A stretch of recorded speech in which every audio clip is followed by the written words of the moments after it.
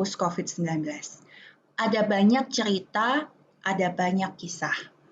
Kisah imanku 2 hari ini, virus COVID-19.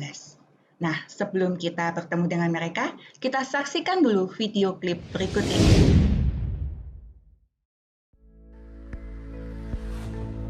Meningkatnya jumlah pasien COVID-19 di kota Kudus beberapa waktu lalu memberikan kenangan tersendiri bagi pasangan Fendi dan Devi. Pengalaman menderita penyakit COVID-19 menimpa seluruh anggota keluarga ini. Fendi, Devi, dan putranya Aldrich mengalami sendiri penyakit yang menjadi sorotan masyarakat saat ini, membuat keluarga Fendi, sebuah keluarga yang dibangun dengan pondasi iman Katolik yang kuat, mengalami sedikit pergumulan di dalam Tuhan. Kejadian ini berawal pada tanggal 24 Mei 2021, di mana Fendi harus menjalani isolasi mandiri selama lebih dari 2 minggu akibat terpapar virus COVID-19.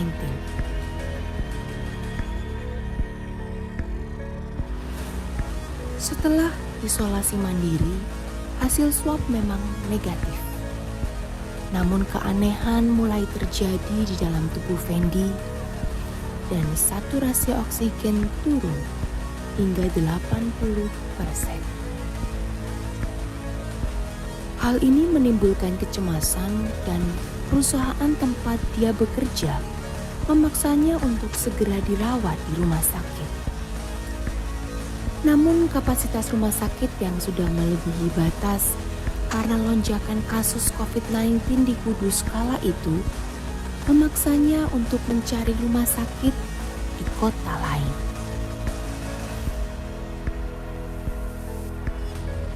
Beruntung, Fendi mendapatkan tempat di salah satu rumah sakit Katolik di Semarang.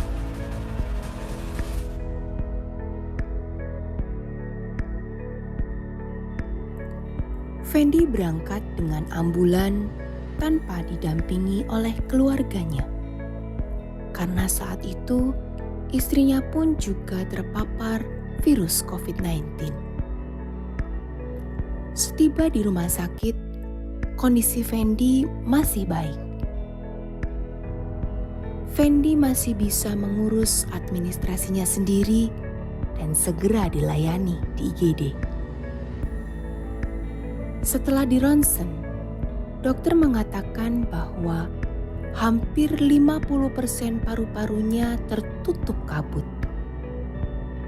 Artinya, keadaan ini tidak begitu baik bagi Fendi. Fendi harus masuk ke ruang isolasi COVID. Dan lagi-lagi, karena lonjakan pasien yang begitu besar, Fendi harus menunggu hampir 8 jam untuk bisa masuk ke ruang isolasi tersebut. Setelah masuk ruang isolasi, sesak nafas mulai dirasakan. Meskipun sudah dibantu dengan menggunakan oksigen secara maksimal.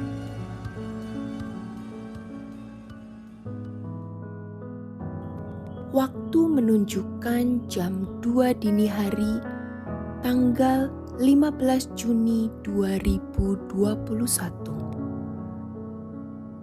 Ketika Fendi merasakan sesak nafas yang sangat berat.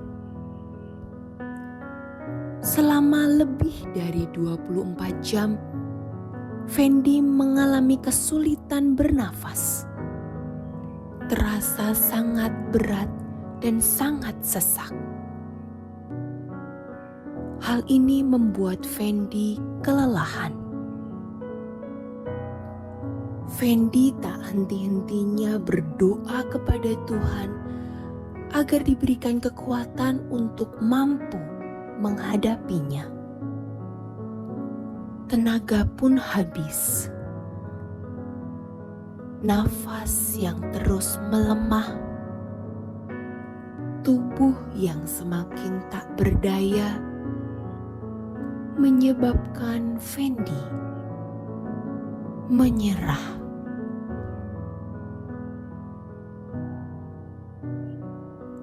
Saat itu, Fendi berusaha keras mengumpulkan kekuatannya, mengambil handphone dan menuliskan pesan pamit melalui WA. Begini tulisnya. Papa sudah sangat berat sesak nafasnya. Saat ini nafas Papa sudah melemah. Ikhlaskan ya jika Papa harus pergi sekarang. Kemudian di dalam hatinya, Fendi mengatakan, Ya Bapa, ke dalam tangan-Mu lah kuserahkan nyawaku.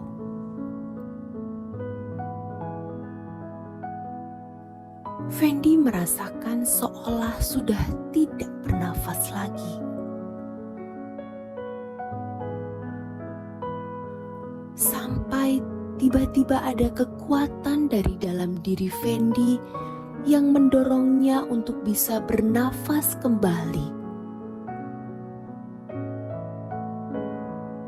Meskipun dia bernafas dengan sangat perlahan dan tersengal-sengal.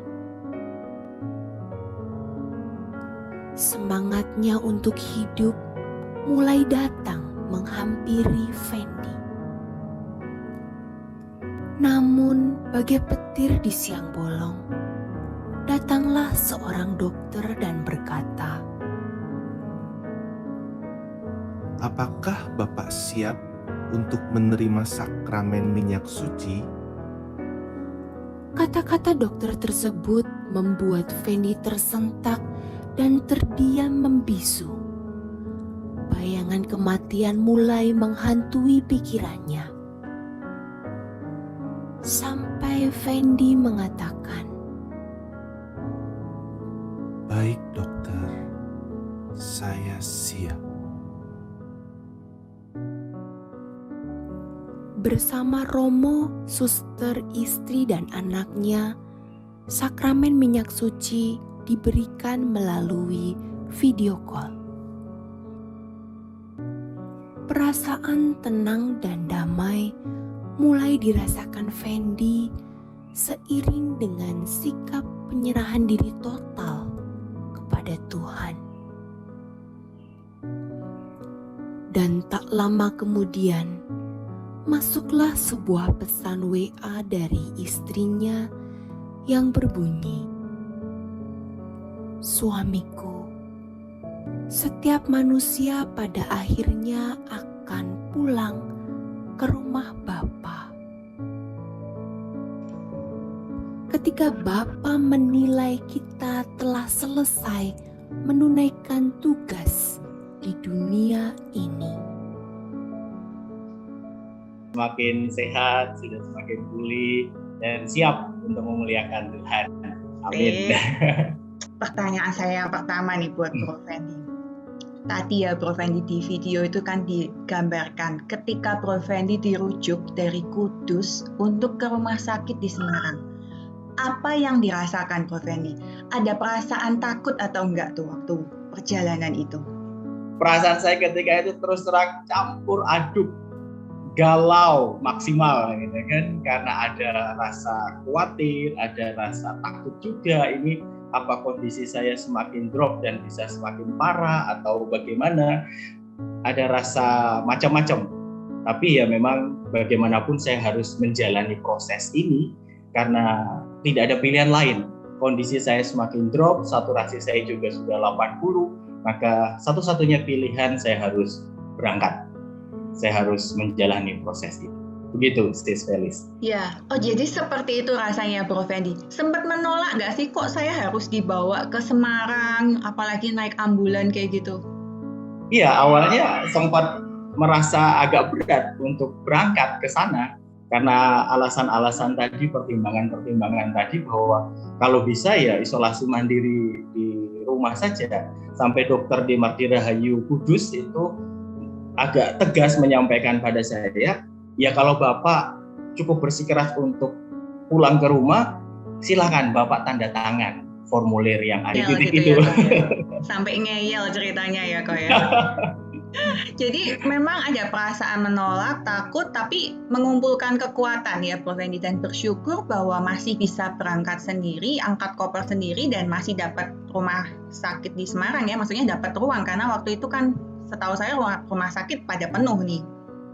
Iya betul, jadi bagaimanapun ya akhirnya memang mengumpulkan rasa syukur itu. Cuman di kota lain, di kota Semarang sendiri kita juga mendengar banyak yang mengalami kesulitan gitu ya. Betul. Setelah seminggu isolasi di rumah sakit ya, kondisinya kan cukup baik ya.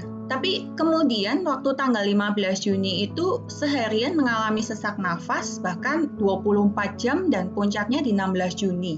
Nafasnya itu sangat berat, bahkan sudah dibantu oksigen maksimal 15 liter ya. Dan bukannya membaik, malah makin lemah. Jadi kalau saya boleh simpulkan, itu seperti pergumulan menjelang kematian. Kira-kira begitu ya Prof. Hendy ya? Iya, jadi cukup mengejutkan dan mendadak juga, karena sebenarnya setelah beberapa hari perawatan intensif di kamar isolasi, kondisi saya sudah agak stabil. Tapi begitu tanggal 15 Juni jam 2 dini hari, itu tiba-tiba saya terbangun dari tidur saya batuk, dan kemudian terserang sesak nafas yang seperti ini. Dan ini berlangsung selama 1 hari penuh, 24 jam. Jadi artinya jantung saya itu bekerja dengan begitu berat, paru-paru saya juga bekerja terus-menerus sampai 1 hari penuh itu, maka terus terang kondisi saya menjadi semakin melemah, dan kemudian saya sangat kepayahan, saya sangat capek dan kemudian lelah, dan di detik-detik terakhir itu jantung saya sudah tidak kuat menarik nafas. Kalau kita biasa jantung ini yang kita tarik nafas, nah itu jantung saya sudah tidak bisa kuat karena sudah sangat lemah. Maka di saat itu ya saya sudah berpikir, waduh ini berarti saya berada di ambang kematian ini. Dan perasaan saya ketika itu ya lagi-lagi campur aduk dengan segala kekhawatiran, dengan segala ketakutan, dan juga dengan segala macam pikiran bahwa saya harus meninggalkan istri dan anak saya begitu cepat, dan usia saya sendiri masih cukup muda sebenarnya. Namun saya tidak berdaya dan tidak ada pilihan lain. Maka di saat-saat terakhir itu saya tetap berusaha untuk meraih handphone saya, dan kemudian saya menuliskan chat WA kepada istri saya seperti yang tadi di video klip itu, bahwa ini nafas papa sudah sesak banget dan nafas papa sudah semakin melemah. Ikhlaskan ya jika papa pergi. Nah, situasinya sudah sampai di titik terujung itu, mengucapkan kepada bapak saya, ini nafas terakhir saya. Lalu setelah itu apa yang terjadi, Prof. Hendy? Iya, perlahan kemudian saya merasakan bahwa sesaat itu saya tidak bernafas. Beberapa waktu di dini hari jam 2 tanggal 16 Juni itu, dan namun kemudian pelan-pelan kok ada sesuatu yang mulai berdetak di dalam diri saya, jantung saya pelan-pelan mulai kemudian saya bisa mengembuskan nafas lagi, walaupun itu sangat-sangat kecil dan satu persatu saya coba, dan kemudian bertahap, dan akhirnya saya merasa ini pasti dari Tuhan, karena saya sudah tidak punya kekuatan pada saat itu. Jadi ini pasti kekuatan yang berasal daripada Tuhan, karena memang sebelumnya di tanggal 15 malam itu saya hanya bisa mengatakan, Tuhan tolong aku, nafasku sudah sesak sekali, aku sudah tidak berdaya, hanya Engkau sumber pertolonganku. Setelah itu setahu saya juga dinyatakan kritis, betul ya Prof. Hendy ya? Dokter menyatakan kritis, jadi meskipun sudah bisa nafas kembali, tapi sama beratnya dengan sehari sebelumnya. Dan setelah itu tadi Prof. Hendy juga menyampaikan ditawarkan untuk sakramen minyak suci. Lagi-lagi saya terkejut dan kaget Karena semuanya seolah-olah itu serba mendadak. Ya kayak roller coaster tadi itu, biarlah pasiennya ini dihantar dalam peneguhan iman bersama dengan gereja. Jadi saya berpikirnya kan sudah sampai ke sana, karena kebiasaan kita atau asumsi kita kalau seseorang itu sudah diberi sakramen perminyakan, berarti ini sudah detik-detik terakhir. Karena kedua orang tua saya juga begitu, ketika diberi sakramen perminyakan, memang ini sudah waktunya, ya izinkan aku untuk siap. Nah, dari situ kemudian lalu berlangsunglah penerimaan sakramen minyak suci dengan dihadiri oleh istri dan anak saya. Dan pada saat itu akhirnya saya merasakan sebuah kepasrahan, sebuah situasi di mana saya benar-benar sudah tidak bisa berbuat apa-apa lagi. Saya tidak bisa mengandalkan kekuatan saya sendiri, dan akhirnya selama berjalannya sakramen minyak suci itu, sekali lagi saya katakan kepada Bapa, ke dalam tanganmu kuserahkan nyawa. Istri saya dan anak saya setelah penerimaan sakramen minyak suci itu menyampaikan bahwa kami ikhlas, Pak. Kami kuat dan kami siap. Walaupun kami masih mengharapkan mujizat kesembuhan, namun kami serahkan kepada Tuhan. Keputusan yang terbaik terjadilah menurut kehendaknya. Dan ketika saya mendengar itu dari layar handphone, ya saya cuma bisa menangis di dalam hati karena sudah tidak bisa melakukan apapun. Dan akhirnya dengan kekuatan yang tinggal sisa-sisa itu, saya mengangkat tangan saya, lalu saya mengoleskan tanda salib di dahi mereka melalui handphone itu, dan saya hanya mengatakan dada. Tapi itu dalam hati, dan itu benar-benar saya menangis dalam hati bahwa saya mungkin sebentar lagi saya akan meninggalkan mereka. Saat itu baik waktu di rumah maupun di rumah sakit, dan secara singkat beberapa pesan pribadi yang saya dapatkan itu bahwa hidup ini adalah anugerah, dan hidup ini benar-benar adalah kasih karunia Tuhan, semua berasal dari Tuhan. Maka kedaulatan penuh itu ada di tangan Tuhan. Karena di balik pria luar biasa ada wanita yang juga luar biasa, sama luar biasanya. Sis Devi terpapar virus COVID-19, isoman ada di Kudus bersama anak sematawayang, masih kerja WFH. Sibuknya itu kayak apa, Sis Devi? Rasanya gimana? Dan secara rohani apa yang terjadi? Secara rohani pasti saya galau ya. Orang yang takut, khawatir itu, dan cemas. Jadi galau nano-nano yang ada dalam perasaan saya. Dimana suami saya ada di rumah sakit sendirian di kota Semarang, sedangkan saya harus bersama anak saya, dan saya juga harus tetap mengerjakan pekerjaan kantor di rumah gitu. Nah, tapi saya juga punya rasa syukur bahwa ketika dia mencari rumah sakit yang begitu susah di Kudus, ketika saya menghubungi di perusahaan saya, akhirnya bisa mendapat juga rumah sakit, bahkan rumah sakit yang kita idamkan, yaitu rumah sakit Katolik di Semarang gitu. Karena kalau ada apa-apa pasti akan lebih mudah. Misalnya dulu kan pernah saya terima komuni di situ, kalau ada sakramen apa-apa gitu. Nah, di situ saya juga belajar untuk menerima apapun yang terjadi, pasti Tuhan beri yang terbaik. Dan saya berusaha juga untuk selalu berpikir positif. Saya menenangkan hati saya bahwa pasti nggak akan lama di rumah sakit, pasti akan cepat pulih daripada di rumah, malah akan semakin terpuruk, semakin jelek. Dan saya belajar untuk menenangkan anak saya juga supaya dia bisa tenang gitu. Batin saya, dan saya teringat beberapa minggu sebelumnya, sebelum kami terkena COVID, saya pernah ikut latihan rohani Santo Ignatius Loyola. Nah, di situ kami diajarkan untuk berdoa kontemplasi yang aktif, yaitu sambil misalnya mengerjakan pekerjaan rumah tangga atau mengerjakan hal yang lain. Ketika itu saya memilih untuk membuat jus, yaitu kunyit dan nanas. Nah, sesuai judul hari ini ya, Sis Devi. Seperti tema malam hari ini. Ya. Jadi ketika membuat jus itu, saya katakan pada Tuhan, Tuhan, kunyit itu rasanya pahit dan tidak enak loh.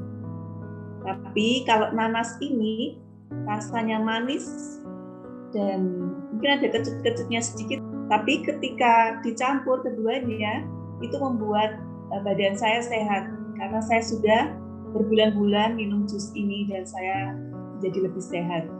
Nah, ketika itu dalam hati, tiba-tiba tuh seperti ada rema dari Tuhan gitu. Tuhan katakan, seperti itulah kehidupan. Seperti kunir yang pahit, kehidupan yang menyedihkan, tetapi juga kadang seperti nanas, kehidupan itu menyenangkan. Nah, semuanya itu silih berganti datang di dalam kehidupan untuk membentukmu menjadi pribadi yang tangguh. Aku akan selalu menggendong, menggandeng, dan juga bahkan menuntunmu. Kalau engkau lelah, mungkin engkau terpuruk. Papa sudah sesak berat dan saya melihat mama saya itu kayak panik banget dan juga khawatir banget. Akhirnya saya pun menjadi panik dan juga khawatir. Nah, namun di situ akhirnya mama pun mengajak saya untuk berdoa. Dan kami pun itu berdoa rosario, lalu kami berdoa rosario kebebasan, dan juga kami doa koronka. Dan setelah berdoa, mama pun mengajak saya curhat supaya saya itu bisa lebih tenang dan tidak panik. Dan di situ mama pun bertanya kepada saya, apakah Aldrit bisa ikhlas jika memang nanti papa akan meninggal? Wah, di situ kayak hati saya tuh kayak langsung sesek banget, rasanya kayak wah gitu. Soalnya kok bisa-bisanya mama saya tuh bertanya seperti itu. Namun saya merasa sudah cukup beruntung sekali bisa menikmati dan juga merasakan kasih sayang, kemudian nasihat serta didikan papa selama 14 tahun hidup saya. Nah, luar biasa. Ya. Nah, dari situlah yang akhirnya membuat saya pun akhirnya bisa belajar untuk ikhlas dan juga berserah kepada Tuhan. Biarlah kehendak Tuhan yang terjadi, yang terbaik kepada Papa, begitu. Peristiwa ini dari kacamata yang bukan orang pada umumnya ya, tapi justru di sini melihat bahwa ini ada rencana Tuhan, bahkan bisa bersyukur bahwa ternyata dalam 14 tahun masa hidup Aldrit ini bersama Papa itu luar biasa. Dan melihatnya justru dari sisi positifnya sehingga pada akhirnya bisa menimbulkan rasa syukur dan bisa menerima supaya Tuhan kasih yang terbaik buat Papa apapun itu. Luar biasa.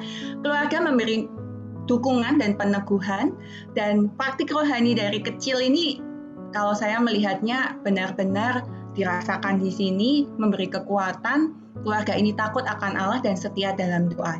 Jadi Bapak Ibu dan saudara-saudari juga Roma, keluarga ini benar-benar nggak cuma dari Kudus, tapi keluarga Kudus juga karena praktik rohaninya luar biasa. Aldrit, pertanyaan terakhir untuk Aldrit. Pesan pribadi apa yang didapatkan dari semua peristiwa ini untuk Aldrit? Pesan pribadi ya. Pesan pribadinya ya bahwa ternyata hidup ini itu singkat gitu. Dan yang kedua adalah bahwa dalam beban berat hidup apapun, Allah tuh tidak akan pernah meninggalkan kita gitu. Jadi mau kita misalnya tidak percaya bahwa Allah bisa membantu kita atau mungkin menyembuhkan penyakit kita, Allah tetap akan membantu kita. Gitu. Dan itu yang saya pelajari, dan juga saya pun di sini juga banyak belajar untuk mengikhlaskan, kemudian belajar untuk menerima keadaan gitu. Karena itu bukanlah sesuatu yang mudah buat saya gitu, karena ego saya itu jujurnya saya cukup tinggi gitu, jadi saya harus diajar untuk mengikhlaskan gitu. Baik, kita rangkum ketiganya, Bro Fendi, Sis Devi, dan juga Aldrit mengalami pasrah pada penyelenggaraan Tuhan. Makan kunir, makan nanas, enak, nggak enak, dilalui bersama dengan iman akan Tuhan. Dan setelah Bro Fendi hidup dan sembuh, termasuk Sis Devi dan juga Aldrit, tidak ada euforia berlebihan. Hidup dan mati adalah milik Kristus. Sama aja, ketika hidup atau sembuh berarti kita punya tugas, konsekuensi, mengikuti, dan ada perutusan yang harus dijalani seperti Yesus dan Bunda Maria. Kita bisa belajar dari sharing ketiganya, karena setiap orang pasti pernah, sedang, dan akan mengalami keduanya. Tetapi di atas semua itu, bagaimana kita bisa pasrah seperti mereka? Kepasrahan, kita mendapat kekuatan dari Allah ketika kita bisa berpasrah. Kita bisa berpasrah ketika kita punya relasi pribadi dengan Allah, seperti yang disampaikan oleh Bro Fendi tadi. Proses berpasrah tidak bisa instan dan harus dibangun terus-menerus. Sharing Sis Devi, Bro Fendi, juga Adrik adalah contoh nyata. Semuanya menghadapi ketakutan dan kesedihan serta kesepian, tetapi berdoa dan berelasi dengan Allah sendiri sehingga mendapat kekuatan berupa kepasrahan. Kita juga bisa belajar dari Yesus sendiri, Sang Guru. Kita bisa merenungkan yang dialami Yesus ketika berdoa di Taman Getsemani saat menghadapi sakaratul mautnya. Dalam Lukas 22:42-44 kita bisa melihat bahwa sebelumnya ada cerita Yesus pergi ke Bukit Zaitun seperti kebiasaannya untuk berdoa. Kodrat manusiawi Yesus ketika menghadapi sakaratul maut ada ketakutan. Keadaan emosi Yesus rapuh. Ia mengalami penderitaan mendalam untuk mengambil keputusan mengenai apakah ia akan bertahan atau melarikan diri. Dan ketegangan membawanya sampai ke batas kehancuran urat syaraf. Ada di ayat 44, peluhnya seperti titik-titik darah. Secara medis disebut hematidrosis dan ini terjadi pada orang dengan tekanan yang ekstrim. Tetapi sisi manusia yang berkata, "Ya Bapa, jikalau Engkau mau, ambillah cawan ini daripadaku," dan itu juga sering kita lakukan, dikonter dengan relasi dengan Allah yang membuatnya bisa berkata, "Tetapi bukanlah kehendakku, melainkan kehendak-Mu-lah yang terjadi." Dan semakin ketakutan, semakin Yesus berdoa dengan sungguh-sungguh. Dengan berdoa, Yesus mendapat kekuatan dari Allah Bapa melalui malaikatnya, sehingga pada akhirnya juga pasrah pada kehendak Bapa.